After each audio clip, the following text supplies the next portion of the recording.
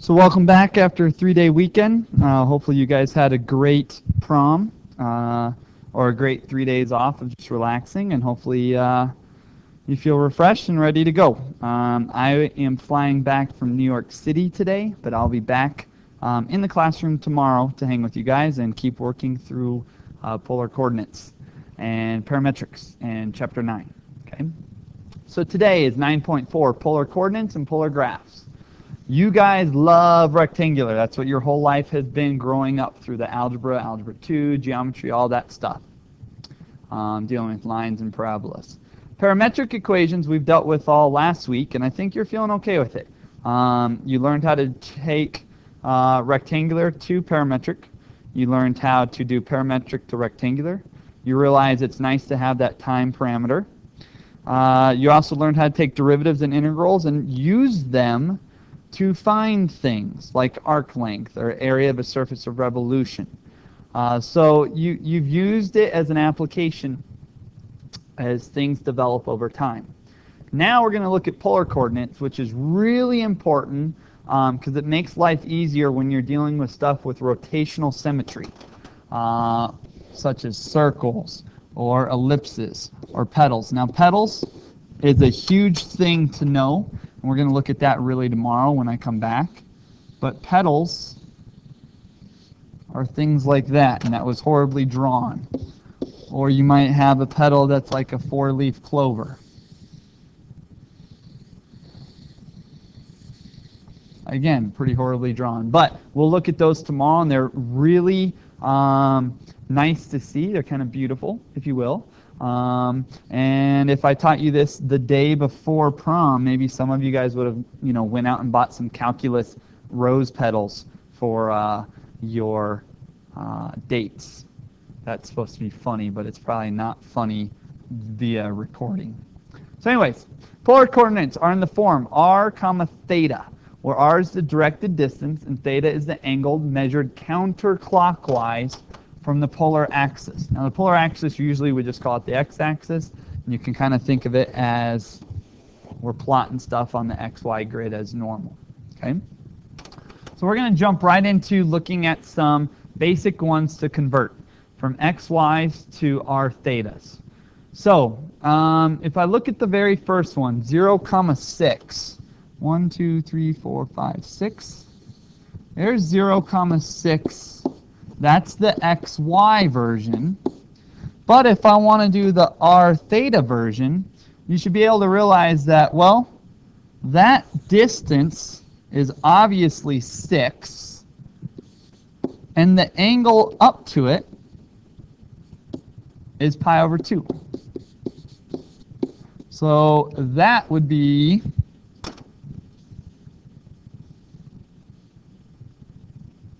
that one there. Okay? I think both r and theta there are really easy. Number 2, the -8, -8, positive 8. 1, 2, 3, 4, 5, 6, 7, 8. 3, 4, 5, 6, 7, 8. This guy, good way to think about it is kind of draw a line from the origin, from the pole, that's what they call it, from the pole up to there. And we got to think of this angle. The reason I think that angle is pretty easy is it's definitely a 45-degree setup. Here's 45 degrees here, so this is 135 degrees, but we always keep it in terms of radians. So that's going to be 3 pi over 4. And the question is, I just need to know the length, or the r. How far out did I go here? Well, over 8 up 8, I bet we can do 8 squared plus 8 squared equals c squared. Or if you think through it, isn't this a 45-40 right triangle? So c is going to be 8 square roots of 2. Yes, I just pulled out a special right triangle. And you guys might be like, what? How do you know that? If you don't, just solve the Pythagorean, you'd be okay. Okay? Now the 3, 4, 5 guy, let's take a look at him. So over 1, 2, 3, 4. There's that guy. And I think I already said it. If I said it's a 3, 4, 5 right triangle, I think the R should be pretty easy for you guys because that's a 3, that's a 4, that's a famous triangle, 3, 4, 5. So there's a 5 there. Now the question is, how in the world do we get that angle? Well, let's see. Knowing that triangle, there's lots of options. You could say theta is inverse sine of 4 over 5. Or theta is inverse cosine of 3 over 5. But the norm that they normally use is it's going to be the sine of theta is, I don't know. Oh, yeah. Normally, instead of sine and cosine, they normally use the inverse tangent of 4 over 3. Okay? And if you want, you could actually go get that, and you could get it as a decimal. Remember, make sure you're in radian mode. But you could go get inverse tangent of 4 over 3, making sure it's in radian mode, and you get about 0.927. So if you wanted to, you could say this is 5, 0.927-ish. Now, I like the inverse tangent way because it's more exact, but you could do it like that. Okay. The last one, we would need to find both. So I'm looking at 7, negative 2. 1, 2, 3, 4, 5, 6, 7, negative 2. There's that. Okay. For the r, it's easy. 7 squared plus negative 2 squared equals r squared. So 49 plus 4 equals r squared. R equals square root of 53. Okay. Now, there are two ways that you can name this angle if you wanted to. Visually, it's a 2 and a 7. So it would be, the angle there would be inverse tangent of 2 over 7. That would be right there. But notice, that's going to be a small value down. So there's two ways to do it. You could say it's the negative of that, because remember, if you say a negative angle, you move backwards. Or you could do 2 pi, subtract that, and get it that way. Okay, so there's two ways to land on the same place. I might just say negative inverse tangent of 2 over 7, because to me it's the shorter way down from the x-axis just down to it. Okay. Now, all of that you kind of have worked through with no formulas or anything. I just kind of worked it through with you guys. But let's look at the exact formula setup. The visual understanding of it. If you notice, we dealt with a lot of triangles in this. So you can build a triangle. Let's say I want to get to this point. And this point is x comma y. So visually, there's y. There's x. When we talk about rectangular coordinates, you walk on rectangles. So you walk over a certain width, you walk up a certain height. You're walking a rectangle. Now polar, though, it's more about just going straight there and labeling this point r comma theta. Okay? So this is the r, and that's the theta. Well, relationship-wise, you can hopefully see then that x squared plus y squared equals r squared. That's one nice thing to know. And the other nice thing to know is tangent theta equals y over x. Now, yes, you could do sine theta is y over r, or cosine theta is x over r, but the whole thing is you're trying to go from the blue to the green. So if you were doing cosine theta, look at the colors that would be involved. You would be saying cosine theta is x over r. Well, I'm never going to give you a mixed up problem. I'm only going to give you green, or I'm only going to give you blue. So that cosine guy doesn't make much sense because I gave you a green and a blue. That's why they don't use the cosine or the sine. They use the tangent. Because again, that tangent would be, both of them would be blue guys, they're both the rectangular. So the formulas down below help you out with, let's see, the ones I've given you so far are highlighter. There we go. I've told you this one. I've told you this one. That's where I start you at blue and I take you to green. Well, trig style, you can also look and say, well, let's see, if I wanted x knowing only the green, you would say x is our cosine theta and y is our sine theta. And that's when I'm going from green to blue. So that's the bottom two down here where it's going from green to blue. Okay? So we're going to use those a lot to convert back and forth between rectangular and polar and vice versa. To start, I'm just going to convert some points. Okay? So we've already done this before, but maybe if we just do it with the formulas, you'll be okay as well. We're going to go from polar to rectangular, which would be from green to blue. Okay? Practicing it, I want to show you what 2 comma pi would be. It would mean I would have a length of 2, but starting with an angle of pi. So right now this would be angle of pi over 2. I want the angle of pi. So that would land me right over here, which you should be able to already answer is -2, 0 for the rectangular. Now I'll show you the math to get that. You could say x equals 2 cosine pi, which is -2. Y equals 2 sine pi, which equals 0. And that's what we showed. But I just kind of showed it to you visually. Okay, the next one, let's try this one out. This guy would be a length of square root of 3, which is like 1.7. So there's that length. But I need to angle it up pi over 6. Pi over 6 is like 30 degrees. So it'd be somewhere right around there, where this is the square root of 3, and this is pi over 6. So I want that point. Now this is one where I don't know it right away. It looks like my x value is between 1 and 2, and my y value is maybe just above 1 a little bit. So let's see if I can get it.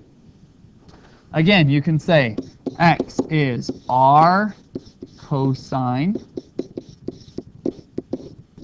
which is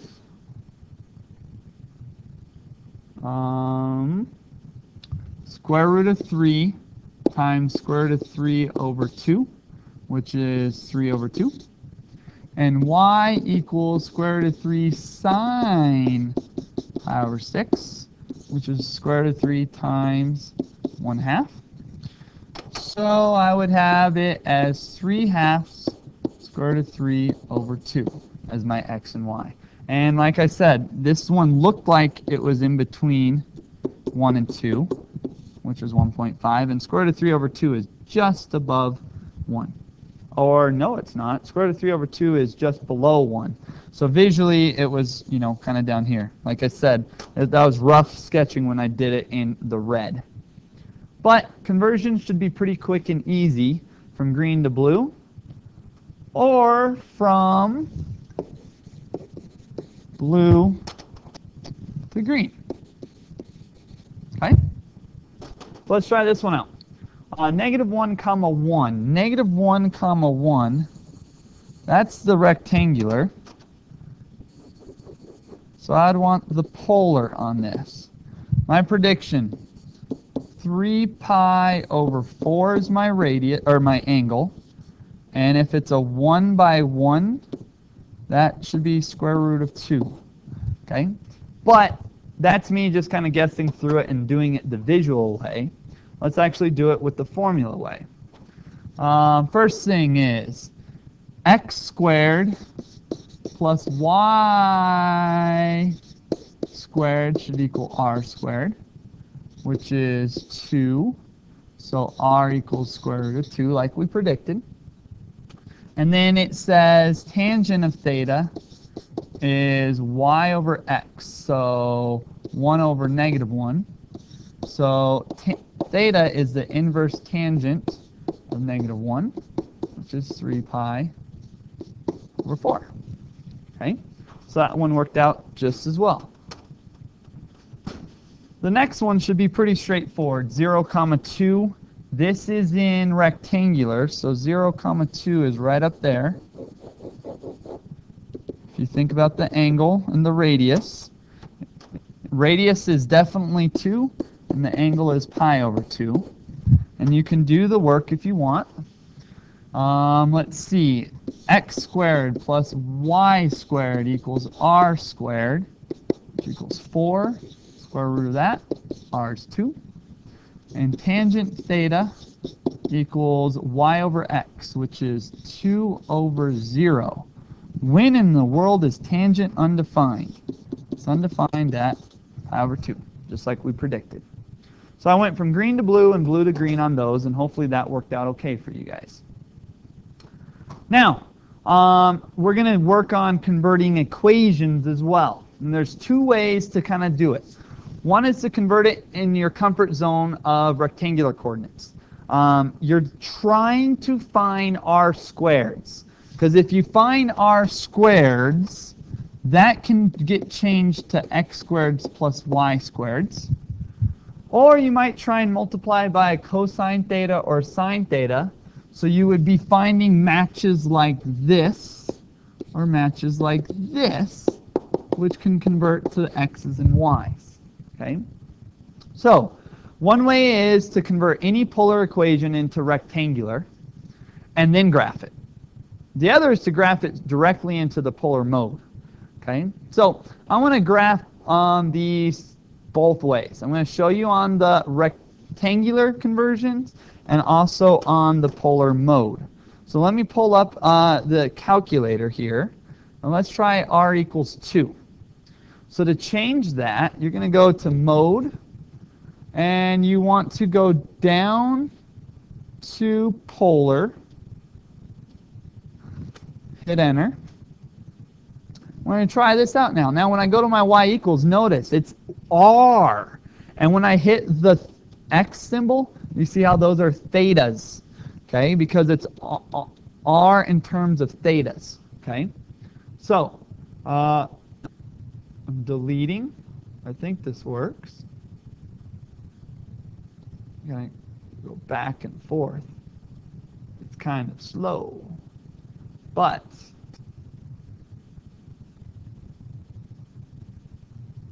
there we go. So the first one was r equals 2. You should know what that looks like because it's a circle with radius 2. And when you go to your window, look what it talks about. It's all about the thetas. So this right now says 0 to 2 pi, 6.28 is 2 pi. I might just write that again so you can see it. And maybe let's go our steps by pi over 10, just so we get small increments. And right now my x min, x max, y min, y max are all negative 10s to 10s. So when I graph it, there's your circle. Okay. Now let's look at another one. The next one is theta equals pi over 3. That one you can't really graph on your calculator. It's similar to when you talk about x equals something. You can't put that on a calculator. So I'll show you that one in a second. The last one, though, is r equals secant theta. So if you want to graph that one, you can go back to here. And secant theta, that would be 1 over cosine theta. Well, let's graph that and see what we get. What's that look like? Straight line. So I told you earlier that polar equations and polar coordinates are really good for things that have rotational symmetry. So you're always thinking circles and ellipses and petals. What's nice, though, and a lot of people forget this, is it still means you can still graph a straight line. You can still graph a straight line in polar. Okay? It doesn't mean it always has to be curvy. Okay? So let's go now and look at these things the other way. So to catch you up, this was just a circle, radius equals 2. And this one was just a line which happened to be at x equals 1. And this guy, I never showed you what it was, but it's telling you I want every single place where the angle is pi over 3. Every single guy on this line has an angle of pi over 3. Now you might go, wait a second, how does that work? Well, here you could say maybe r is 2, r is 1, r is a half, r is 0. You can also talk about r being negative. It just means you move in the different direction. So these might be -1 and r equals -2. And you can create a whole line where everywhere there, that angle is pi over 3. So I want to show you all 3 of those guys by converting them into rectangular. Okay? So the very first one, r equals 2. If I did that guy, I would look at it as r equals 2 multiplied by r. R squared equals 2r.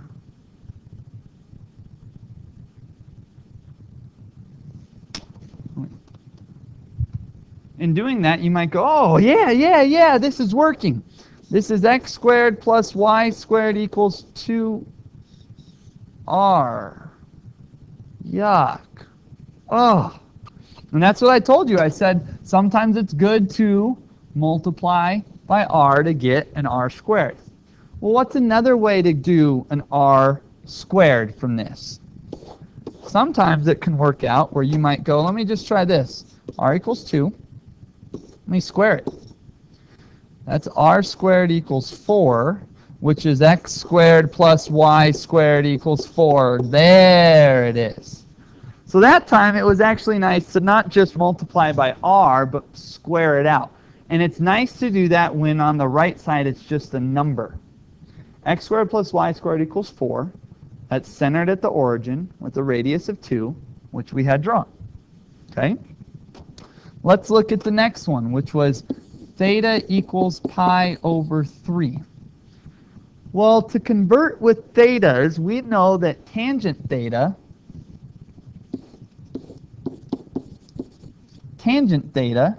let's see if we can do that. Tangent theta equals tangent pi over 3. Tangent theta is y over x equals tangent of pi over 3. Tangent of pi over 3. A lot of you don't know it. It's always involving a square root of 3. Let's see. Tangent of pi over 3. That equals square root of 3. So y equals the square root of 3x, which is a line with the slope of square root of 3, which is that red guy over there. Now the last guy is the r equals secant theta. I'm going to squeeze it over here. R equals secant theta. Okay? So let's see what we can do with this one. Let me see if this works. I'm going to multiply everything I see by cosine theta.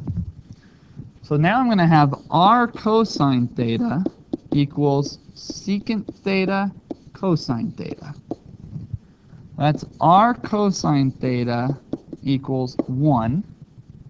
And r cosine theta is x. So x equals 1. Okay?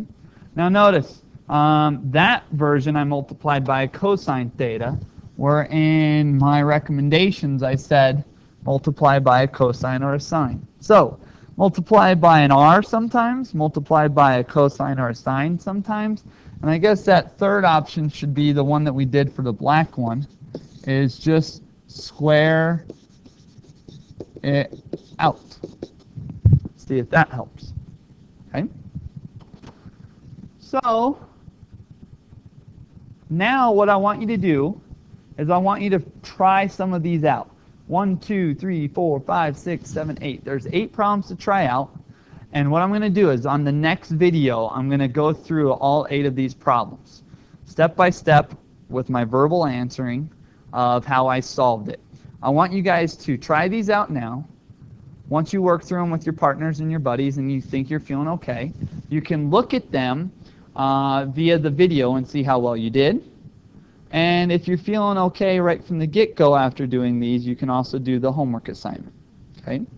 So I'm going to stop this one now, and you're going to be able to load the next video and look through these after you practice them out on your own.